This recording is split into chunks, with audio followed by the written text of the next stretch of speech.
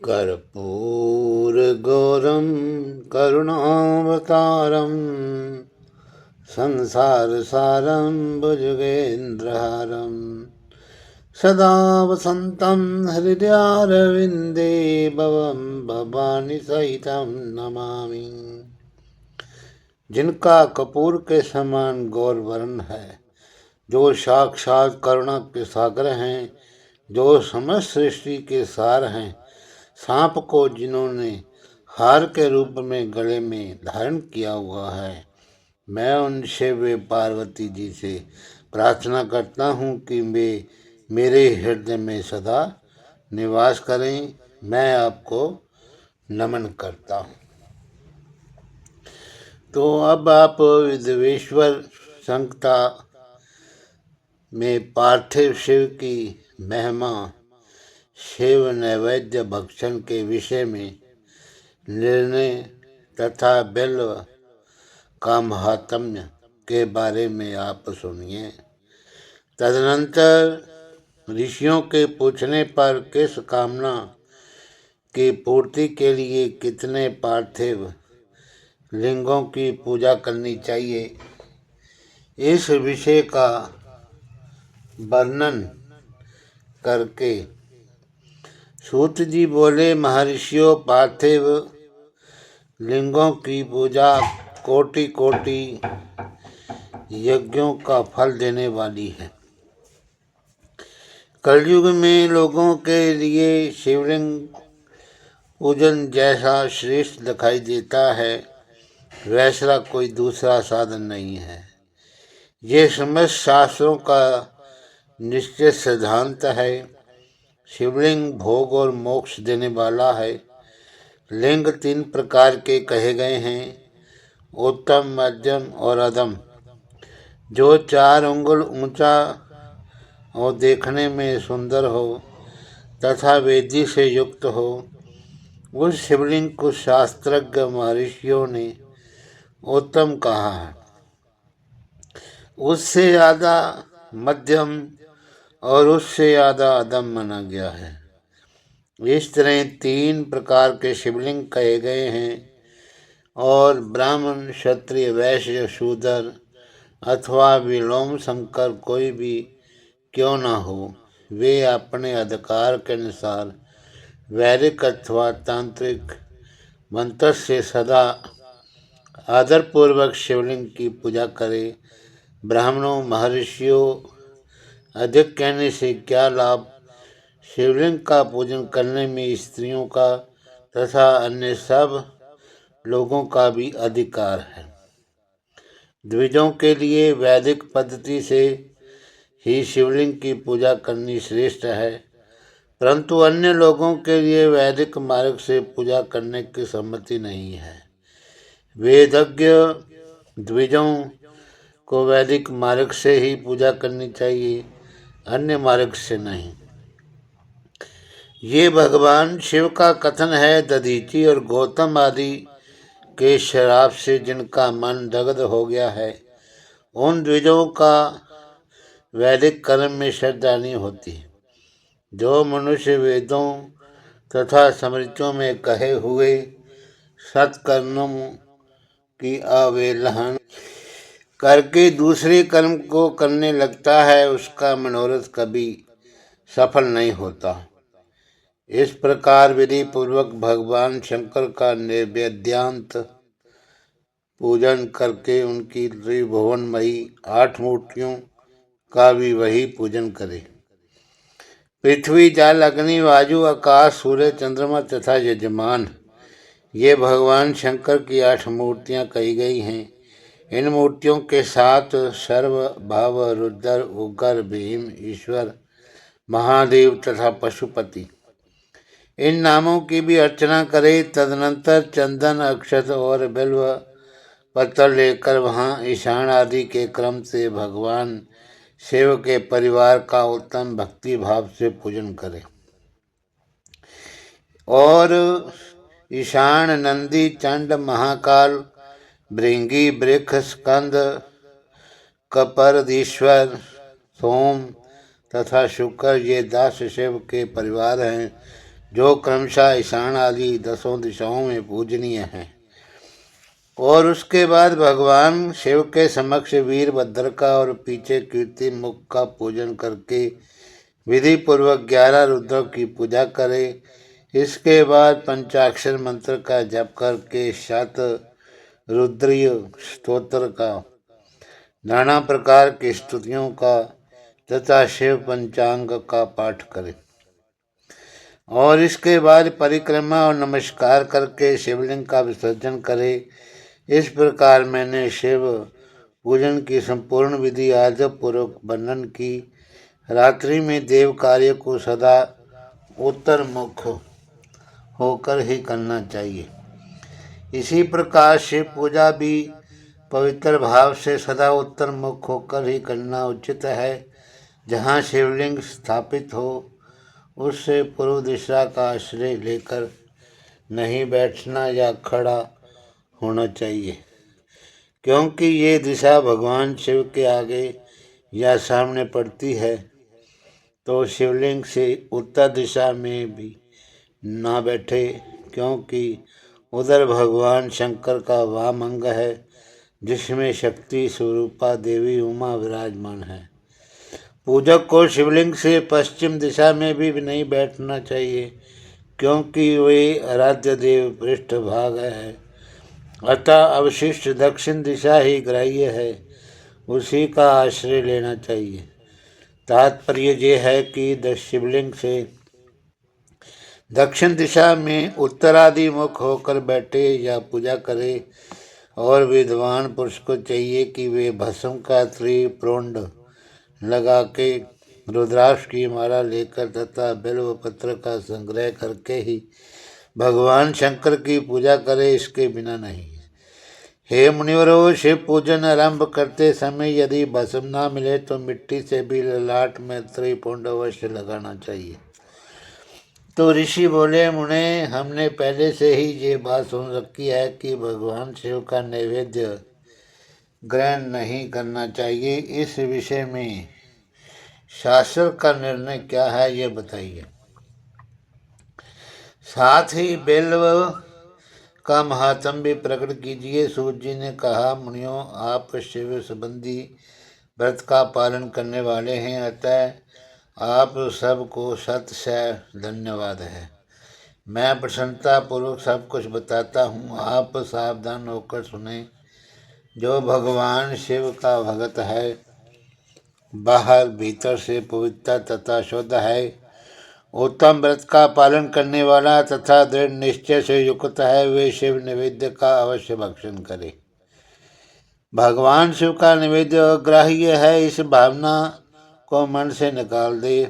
शिव के निवेद्य को देख लेने मात्र से ही सारे पाप दूर भाग जाते हैं। उसको खा लेने पर तो करोड़ों पुण्य अपने भीतर आ जाते हैं। आए हुए शिव निवेद्य को सिद्ध खाकर प्रसन्नता के साथ ग्रहण करे और प्रयत्न करके शिव स्मरण पूर्वक उसका भक्षण करे।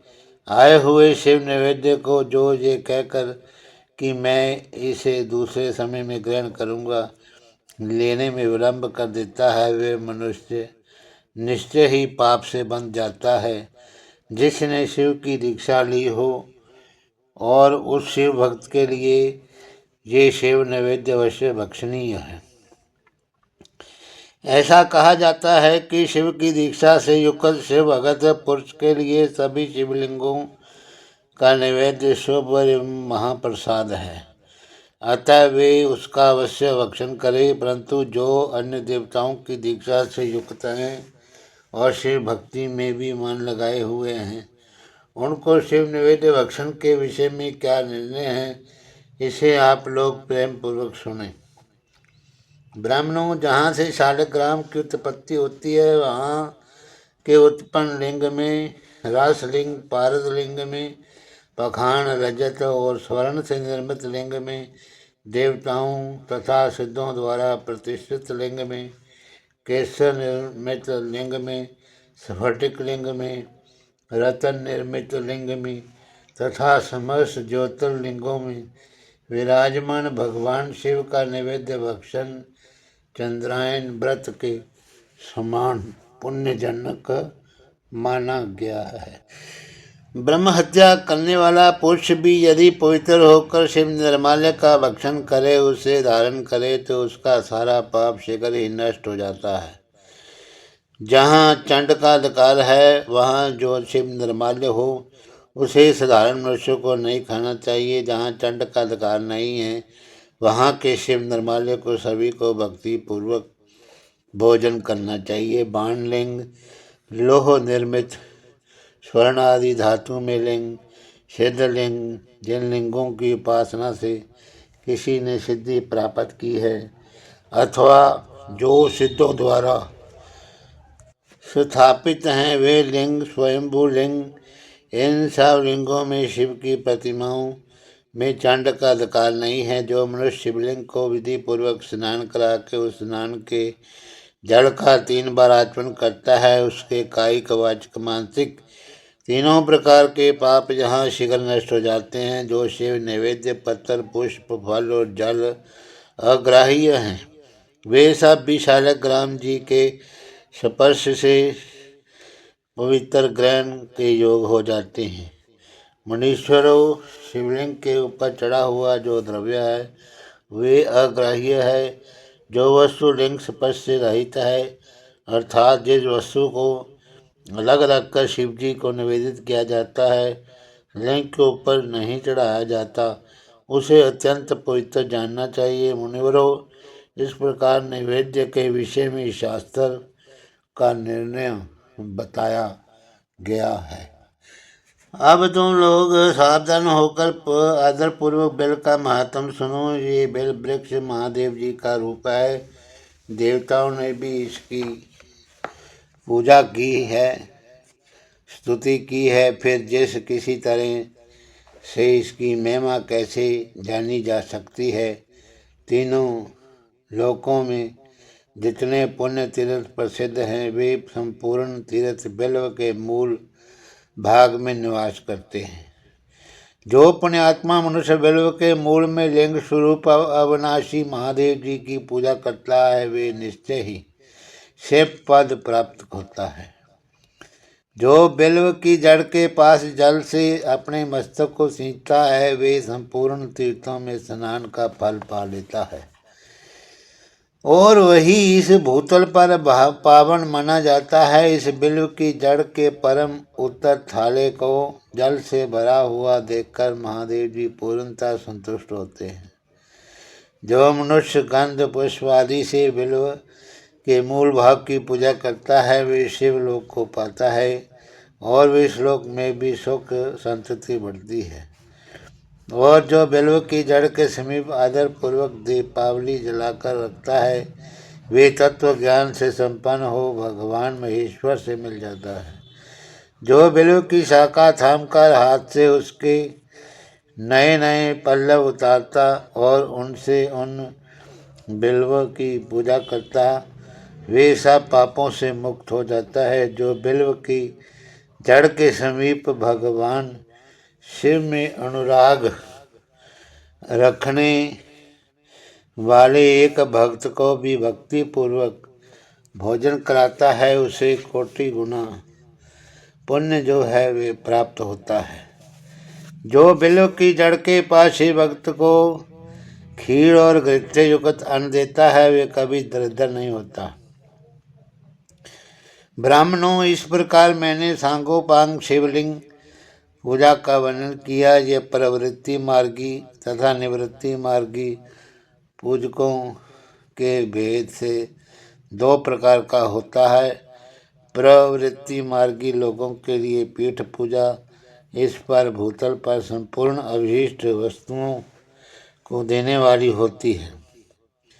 प्रवृत्त पुरुष सुपात्र गुरु आदि के द्वारा ही सारी पूजा संपन्न करे और अभिषेक के अंत में अगहनी के चावल से बना हुआ निवेदन करे। पूजा के अंत में शिवलिंग को शुद्ध संपुट में विराजमान करके घर के भीतर ही कहीं अलग रख दे। निवृत्ति मार्ग की उपासकों के लिए हाथ पर ही शिवलिंग पूजा का विधान है। उन्हें भिक्षा आदि से प्राप्त हुए अपने भोजन को नैवेद्य रूप में निवेदित कर देना चाहिए। निवृत्त पुरुषों के लिए सूक्ष्म लिंग ही श्रेष्ठ बताया गया है और वे विभूति से पूजन करें और विभूति को ही नैवेद्य रूप से निवेदित भी करें। पूजा करके उस लिंग को सदा अपने मस्तक पर धारण करें। तो शिव नाम जप तथा भस्म धारण की महिमा त्रिपुंड के देवता और स्थान आदि का प्रतिपादन। तो ऋषि बोले, हे महाभाग व्यास शिष्य सूत जी, आपको नमस्कार है। अब आप उस परम उत्तम भस्म महात्म्य की वर्णन कीजिए। भस्म महात्म्य, रुद्राक्ष महात्म्य तथा उत्तम नाम महात्म्य, इन तीनों लोकों का परम प्रसन्नता पूर्वक प्रतिपादन कीजिए और हमारे हृदय को आनंद कीजिए। सूत जी ने कहा, हे महर्षियों, आपने बड़ी उत्तम बात पूछी। ये समस्त लोगों के हित कारक विषय है। जो लोग भगवान शिव की उपासना करते हैं वे धन्य हैं, कृतार्थ हैं और उनकी देह जो है सफल है और उनके समस्त कुल का उद्धार जो है हो गया। जिनके मुख में भगवान शिव का नाम है, जो अपने मुख से सदाशिव और शिव इत्यादि नामों का उच्चारण करते हैं, पाप उनका उसी तरह स्पर्श नहीं करते जैसे वृक्ष के अंगार को छूने का साहस कोई प्राणी नहीं कर सकते। हे श्री शिव, आपको नमस्कार है। श्री शिवाय नमस्तुभ्यम। ऐसी बात जब मुँह से निकलती है तब वे मुख समस्त पापों का विनाश करने वाला पावन तीर्थ बन जाता है। जो मनुष्य प्रसन्नता पूर्वक उस मुख का दर्शन करता है उसे निश्चय ही तीर्थ सेवन जनित फल प्राप्त होता है। ब्राह्मणों, शिव का नाम, विभूति तथा रुद्राक्ष, ये तीनों त्रिवेणी के समान परम पुण्यमय माने गए हैं। जहाँ ये तीनों शुभ तान वस्तुएं सर्वदा रहती हैं, उसके दर्शन मात्र से ही मनुष्य त्रिवेणी का स्नान का फल पा लेता है। तो भगवान शिव का नाम गंगा है, विभूति यमुना मानी गई है तथा रुद्राक्ष को सरस्वती कहा गया है। इन तीनों की संयुक्त त्रिवेणी समस्त पापों का नाश करने वाली है। श्रेष्ठ ब्राह्मणों, इन तीनों की महिमा को सद विलक्षण भगवान महेश्वर के बिना दूसरा कौन बड़ी भांति जानता है।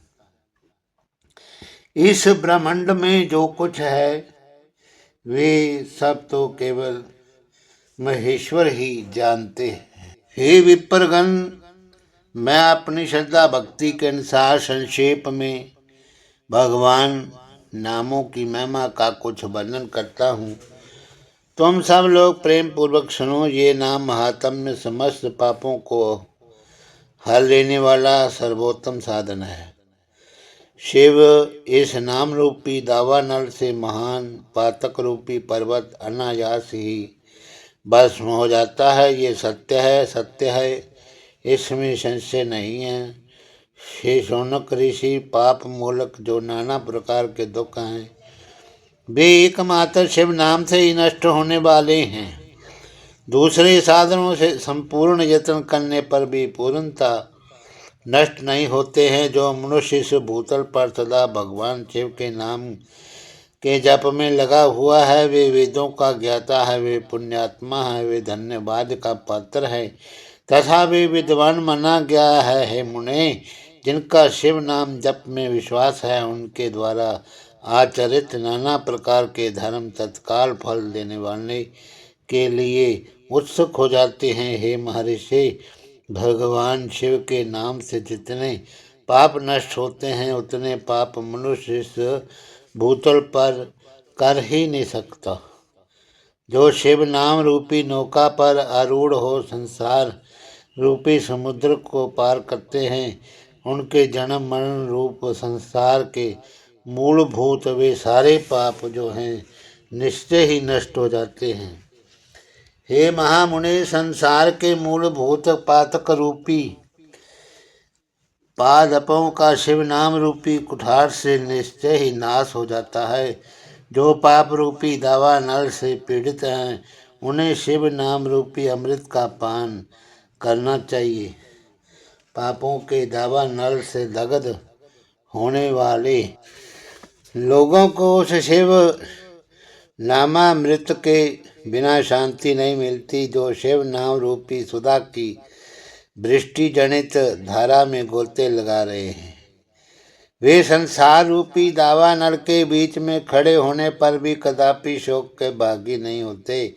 जिन महात्माओं के मन में शिव नाम की प्रति बड़ी भारी भक्ति है, ऐसे लोगों की सहसा और सर्वथा मुक्ति होती है।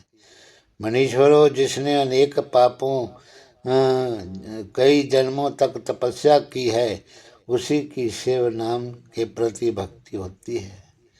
जो समस्त पापों का नाश करने वाली है, जिसके मन में शिव भगवान के नाम के प्रति कभी खंडित न होने वाली असाधारण भक्ति प्रकट हुई है, उसी के लिए मोक्ष सुलभ है। ये मेरा मत है। जो अनेक पाप करके भी भगवान शिव के नाम जप में आदर पूर्वक लग गया, वे समस्त पापों से मुक्त हो जाता है, इसमें संशय नहीं है। जैसे वन में दावा नल से दग्ध हुए वृक्ष भस्म हो जाते हैं, उसी प्रकार शिव नाम रूपी दावा नल से दग्ध होकर उस समय तक के सारे पाप भस्म हो जाते हैं। हे सोनक, जिसके अंग नित्य भस्म लगाने से पवित्र हो गए हैं तथा जो शिव नाम का जप आदर पूर्वक करने लगा है, वे घोर संसार सागर को भी पार कर ही लेता है। संपूर्ण वेदों का अवलोकन करके पूर्ववर्ती महर्षियों ने यही निश्चय किया कि भगवान शिव के नाम का जप संसार सागर को पार करने के लिए सर्वोत्तम उपाय है। हे मुनिवरों, अधिक कहने से क्या लाभ है। मैं शिव नाम के सर्व पापाहारी महात्म्य का एक ही श्लोक में वर्णन करता हूँ। भगवान शंकर के एक नाम में भी पाप हरण की जितनी शक्ति है, उतना पातक मनुष्य कभी कर ही नहीं सकता। हे महामुने, पूर्व काल में महापापी राजा इंद्रद्युम्न ने शिव नाम के प्रभाव से ही उत्तम गति पाई थी। इसी तरह कोई भी ब्राह्मण युवती भी जो बहुत पाप कर चुकी हो, तो शिव नाम के प्रभाव से ही उत्तम गति को प्राप्त हुई। द्विजवरों, इस प्रकार मैंने तुमसे भगवान नाम के उत्तम महात्म्य का वर्णन किया है। अब तुम भस्म का महात्म्य सुनो, जो समस्त पावन वस्तुओं को भी पावन करने वाली है। महर्षियों, भस्म संपूर्ण मंगलों को देने वाला तथा उत्तम है। उसके 2 वेद बताए हैं, उन वेदों का मैं वर्णन करता हूँ। सावधान होकर सुनो। एक को महाभस्म जानना चाहिए और दूसरे को स्वल्प भस्म। महाभस्म के भी अनेक भेद हैं। वे इन तीनों प्रकार का कहा गया है: श्रौत, समार्थ और लौकिक। स्वल्प भस्म के भी बहुत से वेदों का वर्णन किया।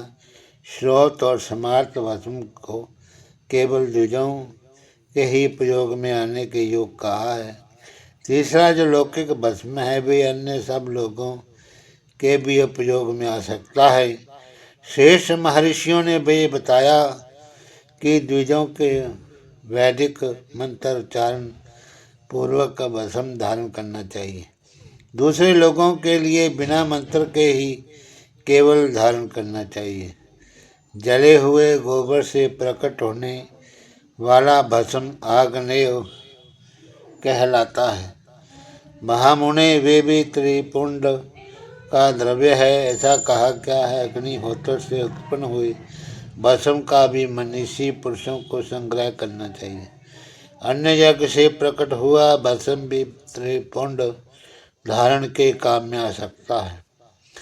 और इस तरह महर्षि जबाली ने भी सभी वर्णों और आश्रमों के लिए मंत्र से या बिना मंत्र के भी आदरपूर्वक भस्म से त्रिपुंड लगाने की आवश्यकता बताई है। समस्त अंगों में सजल भस्म को मलना अथवा विभिन्न प्रकार अंगों में तिरछा त्रिपुंड लगाना, इन कार्यों को मोक्षार्थी पुरुष परमार्थ से भी न छोड़े। तो ऐसा श्रुति का आदेश है। भगवान शिव और विष्णु ने भी तिर्यक त्रिपुंड धारण किया। अन्य देवी सहित उमा, भगवती और लक्ष्मी देवी ने भी वाणी द्वारा इसकी प्रशंसा की है।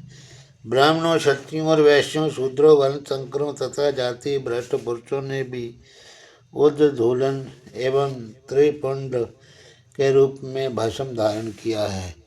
इसके पश्चात भस्म धारण तथा त्रिपुंड की महिमा एवं विधि बताकर सूत जी ने फिर कहा, महर्षियों, इस प्रकार मैंने संक्षेप से त्रिपुंड का महत्व बताया। ये समस्त प्राणियों के लिए गोपनीय रहस्य है, अतः तुम्हें भी इसे गुप्त रखना चाहिए।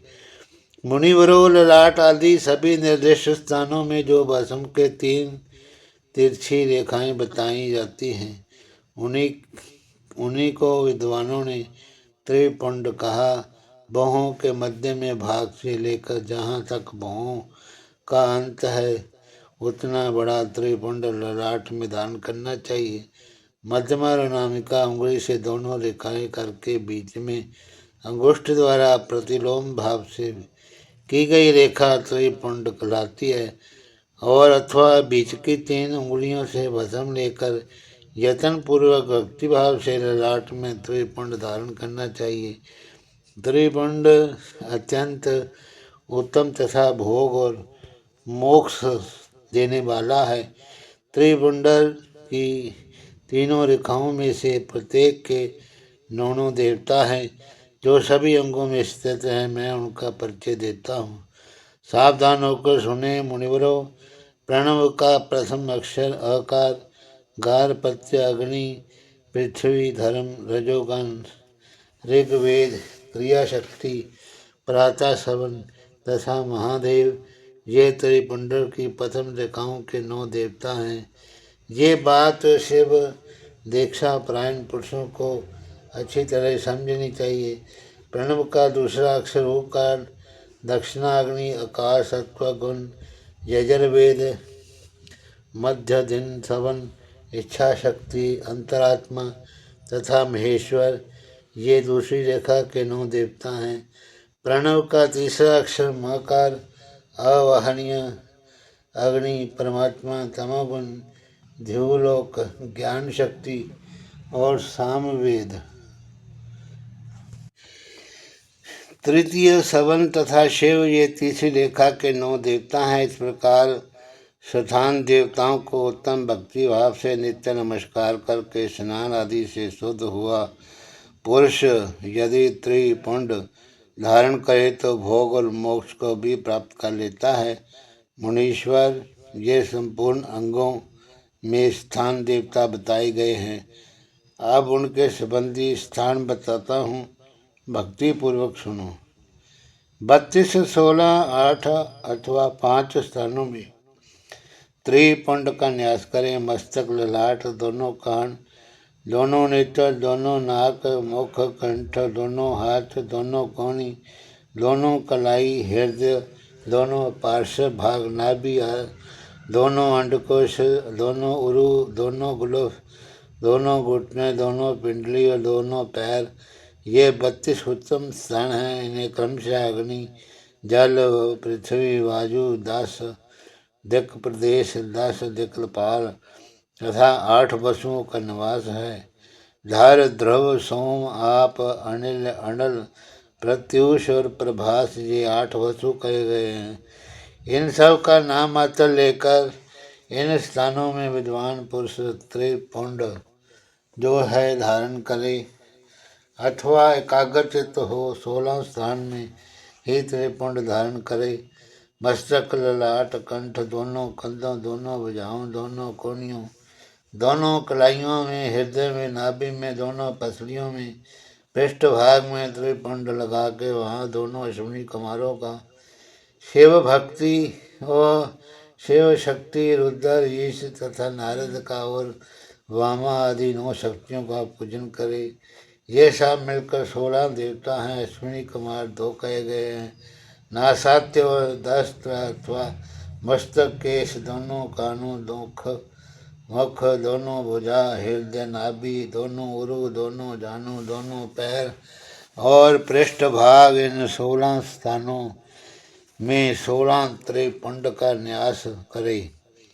मस्तक में शिव केशव चंद्रमा दोनों कानों में रुद्र और ब्रह्मा मुख में विघ्नराज गणेश दोनों भुजाओं में विष्णु और लक्ष्मी हृदय में शंभु नाभि में प्रजापति दोनों उरुओं में नाग और नाग कन्याएं दोनों घुटनों में ऋषि कन्याएं दोनों पैरों में समुद्र तथा विशाल पृष्ठ भाग में संपूर्ण तीर्थ देवता रूप से विराजमान है। इस प्रकार 16 स्थानों का परिचय दिया। अब 8 स्थान बताइए जब बताए जाते हैं। गुह्य स्थान ललाट और परम उत्तम कर्ण युगल दोनों कंधे हृदय नाभि ये 8 स्थान हैं। इनमें ब्रह्मा तथा सप्तऋषि 8 देवता बताए हैं।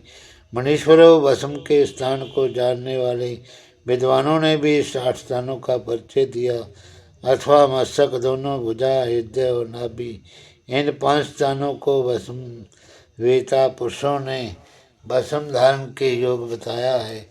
यथासंभव देश काल आदि की अपेक्षा रखते हुए वसुम को अभिमंत्रित करना और जल में मिलाना आदि कार्य करे और यदि वसुम में भी असमर्थ हो तो त्रिपुंड आदि लगाए। त्रिनेत्रधारी तीनों गुणों के आधार तथा तीनों देवताओं के जनक भगवान शिव का स्मरण करते हुए नमः शिवाय कहकर ललाट में त्रिपुंड लगाएं और ईशाभ्याम नमः ऐसा कहकर दोनों पार्श्व भागों में त्रिपुंड धारण करें।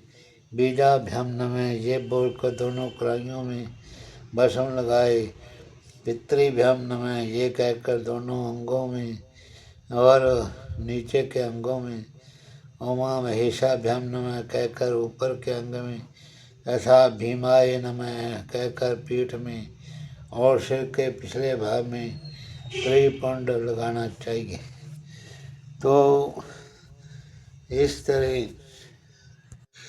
जो रुद्राक्ष धारण की महिमा तथा उनकी विविध भेदों के बारे में आप वर्णन करता हूँ। सूत जी कहते हैं महाप्राग महामते शिव रूप शौनक अब मैं संक्षेप से रुद्राक्ष का महात्म्य बता रहा हूँ, सुनो।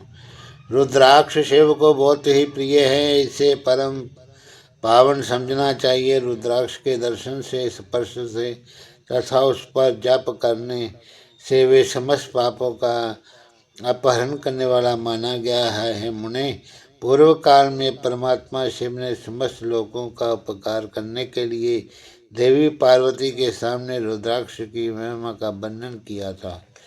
तो भगवान से बोले, महेश्वरी शिवे, मैं तुम्हारे प्रेम वश भक्तों के हित की कामना से रुद्राक्ष की महिमा का वर्णन करता हूँ, तो सुनो। महेशानी पूर्व काल की बात है कि मैं मन को संयम में रखकर हजारों देवियों वर्षों तक घोर तपस्या में लगा रहा। एक दिन सहसा मेरा मन क्षुब्ध हो उठा। परमेश्वरी, मैं संपूर्ण लोगों का उपकार करने वाला स्वतंत्र परमेश्वर हूँ। अतः उस समय मैंने लीलावश ही अपने दोनों नेत्र खोले। खोलते ही मेरे मनोहर नेत्र पुटों से कुछ जल की बूंदें निकली ओस की उन बूंदों से वहाँ रुद्राक्ष नामक वृक्ष पैदा हो गया। भक्तों पर अनुग्रह करने के लिए वे अश्रु बिंदु सधावर भाव को प्राप्त हो गए। वे रुद्राक्ष मैंने विष्णु भगत को चारों वर्णों के लोगों को बांट दिए। तो भूतल पर अपने प्रिय रुद्राक्षों को मैंने गौड़ देश में उत्पन्न किया। मथुरा, अयोध्या, लंका, मल्ल्याचल, सह्यगिरी, काशी तथा अन्य देशों में भी उनके अंकुर उगाए।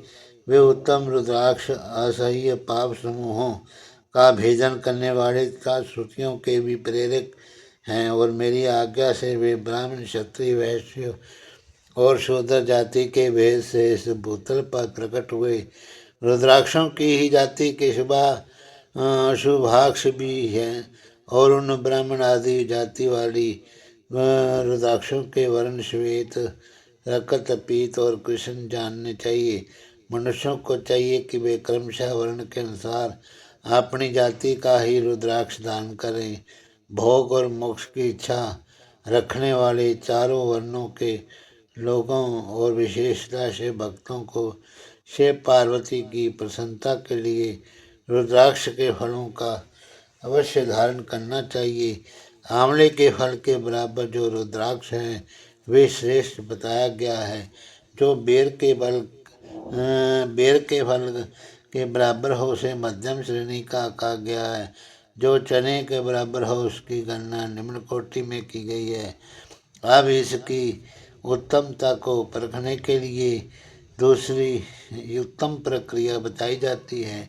इसे बताने का उद्देश्य है कि भक्तों की हित कामना पार्वती तुम भली भांति प्रेम पूर्वक इस विषय को सुनो। महेश्वरी, जो रुद्राक्ष बेर के फल के बराबर है, वे उत्तम छोटा होने पर भी लोक में उत्तम फल देने वाला तथा सुख सौभाग्य की वृद्धि करने वाला होता है। जो रुद्राक्ष आंवले के फल के बराबर है वे समस्त अरिष्टों का नाश करने वाला है। जो गुंजा फल के समान बहुत छोटा है वे संपूर्ण मनोरथों फलों की सिद्धि करने वाला है। रुद्राक्ष जैसे जैसे छोटा होता है वैसे अधिक फल देने वाला होता है। एक एक बड़े रुद्राक्ष से एक एक छोटे रुद्राक्ष को विद्वानों ने 10 गुना अधिक फल देने वाला बताया। पापों का नाश करने के लिए रुद्राक्ष धारण आवश्यक बताया है। ये निश्चय ही संपूर्ण अभीष्ट मनोरथों का साधक है, अतः अवश्य ही इसे धारण करना चाहिए। हे परमेश्वरी, लोक में मंगलमय रुद्राक्ष जैसा फल देने वाला देखा जाता है वैसी फलदायिनी दूसरी कोई माला नहीं दिखाई देती। हे देवी, समान आकार प्रकार वाले चिकने, मजबूत, स्थूल, कंटक युक्त और सुंदर रुद्राक्ष अभिलाषित पदार्थों का दाता और सदैव भोग और मोक्ष देने वाले होते हैं। जिसे कीड़ों ने दूषित कर दिया हो, जो टूटा फूटा हो, जिसमें उभरे हुए दाने ना हो, जो वर्ण युक्त हो और जो पूरा पूरा गोल ना हो, इन 5 प्रकार के रुद्राक्षों को छोड़ देना चाहिए, त्याग देना चाहिए। जिस रुद्राक्ष में अपने आप ही डोरा परोने के योग छिद्र हो गया हो वही सबसे उत्तम माना गया है। जिसमें मनुष्य के प्रयत्न से छेद किया गया हो वे मध्यम श्रेणी का है। रुद्राक्ष धारण बड़े बड़े पातकों का नाश करने वाला होता है। इस जगत में 1100 रुद्राक्ष धारण करके मनुष्य जिस फल को पाता है उसका वर्णन सैकड़ों वर्षों में भी नहीं किया जाता और भक्तिमान पुरुष 550 रुद्राक्ष के दानों का सुंदर मुकुट बना ले और उससे सिर पर धारण करे। 360 दानों को लंबे सूत्र में पिरोकर एक हार बना ले। वैसे वैसे 3 हार बनाकर भक्ति परायण पुरुष उनका यज्ञोपवीत तैयार करे और उसे यथास्थान धारण करे। और इसके बाद किस अंग में कितने रुद्राक्ष धारण करने चाहिए ये बता करके सूत जी बोले, महर्षियों, सिर पर ईशान मंत्र से, कान में तत्पुरुष और मंत्र से तथा गले हृदय में अघोर मंत्र से रुद्राक्ष धारण करे। विद्वान पुरुष को दोनों हाथों में अघोर बीज मंत्र से रुद्राक्ष धारण करे। उदर और पर वामदेव मंत्र से 15 रुद्राक्षों द्वारा गुथी हुई माला धारण करे अथवा अंगों सहित प्रणव का 5 बार जप करके रुद्राक्ष की 3, 5 व 7 मालाएं धारण करें अथवा मूल मंत्र नमः शिवाय से ही समस्त रुद्राक्षों को धारण करे। रुद्राक्षधारी पुरुष अपने खान पान में मदिरा, मांस, लहसुन, प्याज, सहजन, रिसोड़ा आदि त्याग दे और गिरी राज नंदनियों में श्वेत रुद्राक्ष केवल ब्राह्मणों को धारण करना चाहिए। गहरे लाल रंग का रुद्राक्ष क्षत्रियों के लिए अच्छा है। वैश्यों के प्रति लिए प्रतिदिन बारंबार पीले रुद्राक्ष धारण करने चाहिए। शूद्रों को काले रंग के रुद्राक्ष धारण करने चाहिए। ये वेदोक्त मार्ग है। ब्रह्मचारी, वानप्रस्थ, गृहस्थ, सन्यासी सबको नियम पूर्वक रुद्राक्ष धारण करना उचित है। इसे धारण करने का सौभाग्य बड़े पुण्य से मिलता है। हे उमें पहले आंवले के बराबर और फिर उससे भी छोटे रुद्राक्ष धारण करे। जो रोगी हों, जिनमें दाने ना हों, जिन्हें कीड़ों ने खा लिया हो, जिनमें पिरोने योग छेद ना हो, ऐसे रुद्राक्ष मंगलाकांक्षी पुरुषों को नहीं धारण करने चाहिए। रुद्राक्ष मेरा मंगलमय लिंग विग्रह है। वे अंततो गत्वा चने के बराबर लघुतर होता है। सूक्ष्म रुद्राक्ष को ही सदा प्रशस्त माना गया है। सभी आश्रमों, समस्त वर्णों, स्त्रियों, शूद्रों को भी भगवान शिव की आज्ञा के अनुसार सदैव रुद्राक्ष धारण करना चाहिए। यतियों के लिए प्रणव के उच्चारण पूर्वक रुद्राक्ष धारण करने का विधान है। जिसके ललाट में त्रिपुंड लगा हो और वे सभी अंग रुद्राक्ष से विभूषित हों तथा जो मृत्युंजय मंत्र का जप कर रहा हो, उसका दर्शन करने से साक्षात रुद्र के समान फल प्राप्त होता है। पार्वती, रुद्राक्ष अनेक प्रकार के बताए हैं और मैं उनके वेदों का वर्णन करता हूँ। वे वेद भोग और मोक्ष रूप फल देने वाले हैं। तुम उत्तम भक्ति भाव से उनका परिचय सुनो। एक मुख वाला रुद्राक्ष साक्षात शिव का स्वरूप है। वे भोग और मोक्ष रूपी फल प्रदान करता है। जहाँ रुद्राक्ष की पूजा होती है, वहाँ से लक्ष्मी दूर नहीं जाती। उस स्थान के सारे उपद्रव नष्ट हो जाते हैं तथा वहाँ रहने वाले लोगों की संपूर्ण कामनाएं पूर्ण होती हैं। 2 मुख वाला रुद्राक्ष देव देवेश्वर कहा गया है। वे संपूर्ण कामनाओं और फलों को देने वाला है। 3 मुख वाला रुद्राक्ष सदा साक्षात साधन का फल देने वाला है। उसके प्रभाव से सारी विद्याएं प्रतिष्ठित होती हैं। 4 मुख वाला रुद्राक्ष साक्षात ब्रह्मा का रूप है। वे दर्शन और स्पर्श से शीघ्र ही धर्म, अर्थ, काम और मोक्ष है। इन चारों पुरुषार्थों को भी देने वाला है। 5 मुख वाला रुद्राक्ष साक्षात कालाग्नि रुद्र रूप है। वे सब कुछ करने में समर्थ है। सबको मुक्ति देने वाला तथा संपूर्ण मनोवांछित फल प्रदान करने वाला है।